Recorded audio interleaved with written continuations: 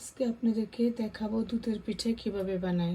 প্রথমে দুধ পাতিলে ঢেলে গরম করে নেব। জাল হওয়ার পর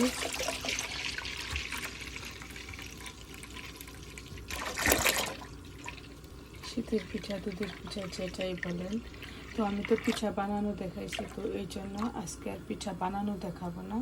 তো আজকে শুধু দেখাবো কিভাবে দুধের পিঠা প্রসেসিং করা হয়। তো চলুন দেখা যাক। কিনে নিচে এই গুড় দিয়ে আমি পিঠা বানাবো। তো এই গুড়গুলো সুন্দর করে কুচি কুচি করে কেটে তারপরে দুধের সাথে মিক্সড করব। এখন সুন্দর করে গুড়গুলো কেটে নিব, দেখতে থাকুন।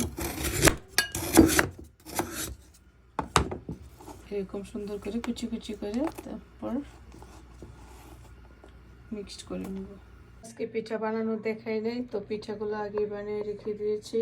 তো পিঠার ভিডিও আছে, এই জন্য আর পিঠা বানানো দেখাইলাম না। তো এখন আমার পিঠা রেডি, এদিকে মিল্কও রেডি হয়ে গেছে, এদিকে আমার খেজুরের গুঁড়ো রেডি। এখন এলাচ দারচিনি তেজপাতা দিয়ে দেবো, দিয়ে এখন গুড়টা দিয়ে দেবো।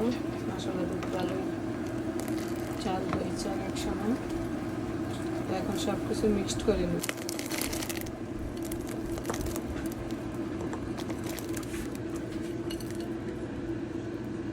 এখন গুড় দিয়ে সুন্দর করে মিশিয়ে নেব।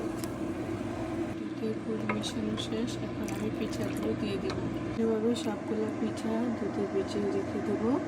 ইনশাল্লাহ যদি বেঁচে থাকি কাল সকালে আমরা পিঠা খাবো। তো ততক্ষণ আপনারা ভালো থাকবেন, সুস্থ থাকবেন। নেক্সটে আরও শীতের পিঠা দেখাবো। তো আমাকে সাপোর্ট করলে আমি সুন্দর সুন্দর পিঠা বানানো দেখাবো। আমাকে সাপোর্ট না করলে আমি তাহলে কিভাবে দেখাবো বলুন?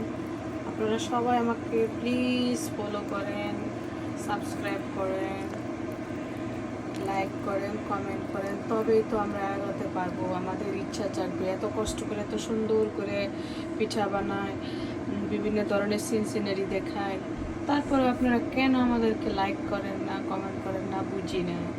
তো ওকে, আল্লাহ হাফেজ। আজকে পর্যন্তই, ভালো থাকবেন সবাই।